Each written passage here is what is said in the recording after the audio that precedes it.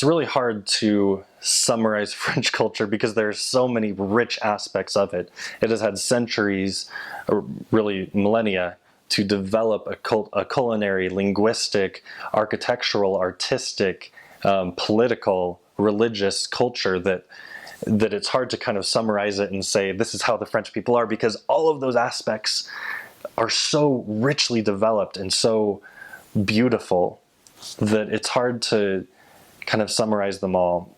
I'd say definitely appreciating that depth, appreciating where they come from and where they are currently. Americans tend to be very attached to the past. We see a building back from the early 1800s and we say, wow, that's ancient and that's incredible and oh, how beautiful. And the French do appreciate their historical architecture, their historical pieces of art, but they also embrace what is new. For them, they are surrounded by what is old, and they appreciate it, and they love it, but they don't let it get in the way of appreciating what can we do new with this? What new pieces of art, new methods of communication, new everything. So it's this beautiful marriage of old and new.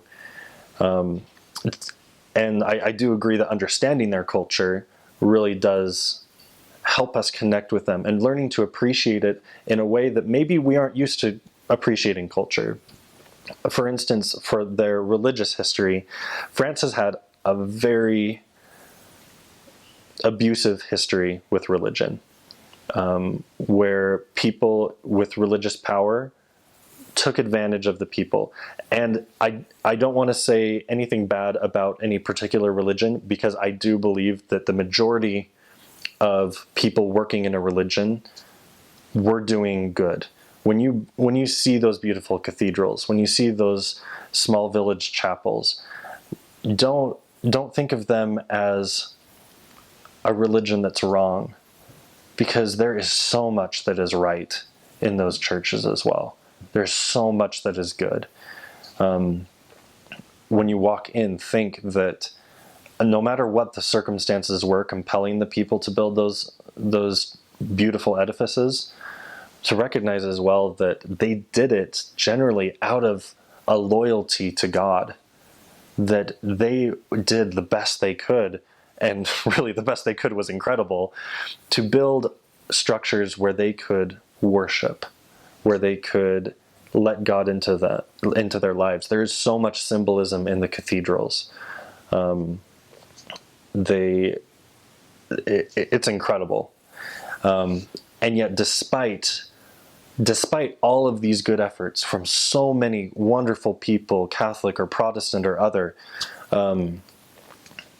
they were abused by religion. There were enough people in power in religious organizations that did not respect the wonderful sacrifices they were making. And as such, the French people suffered by the hand of religion. That is where the secular movement came from.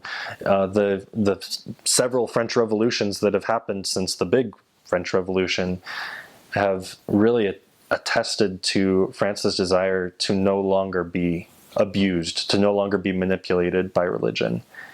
And as such, going in as a missionary, when you're thinking of it strictly in religious organization terms, it's scary, because a lot of times people will then see you as, okay, you're wearing a name badge with a specific church. You carry ecclesiastical authority with you.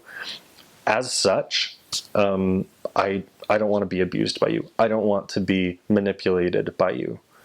And there is that aspect to it for sure. But like I said in an earlier clip, I see so much of the French people, a desire growing in them to connect with something greater with them. They're a little wary of religion being the source of teaching them how to connect. But really, when it comes down to it, our membership in the church isn't about belonging to a large organization. Rather, our membership in the church is all about helping us learn how to individually and as families connect to God, and how to let God enter our personal and family lives. And I think taking that approach is so much more effective with French people because they know that they can control their life. They know that they can control their home.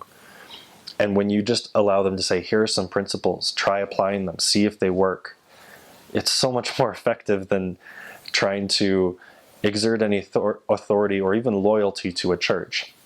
Loyalty to a church will come with time. When people start to realize that so many true principles that help them individually and as families come from a divine source of a church, then they will feel that loyalty to it. But give them time. Don't say you have to know that the church is true before you can even start applying the principles.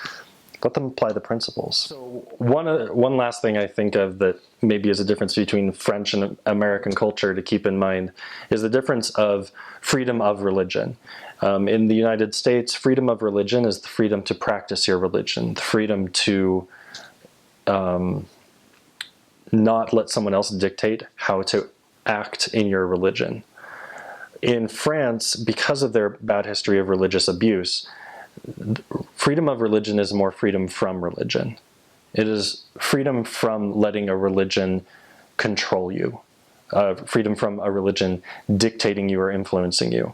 So when sometimes Americans see certain French laws that come into play or come up as options, like banning burqas in schools or other things that we see as oppressive religiously, they see as defending their right to not let someone impose their religion.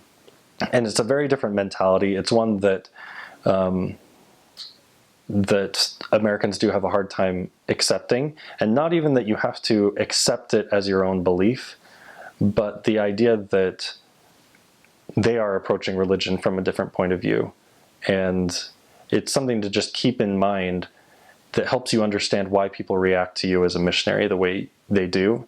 It's because they are defending that right to not let a religion abuse them like it has in the past.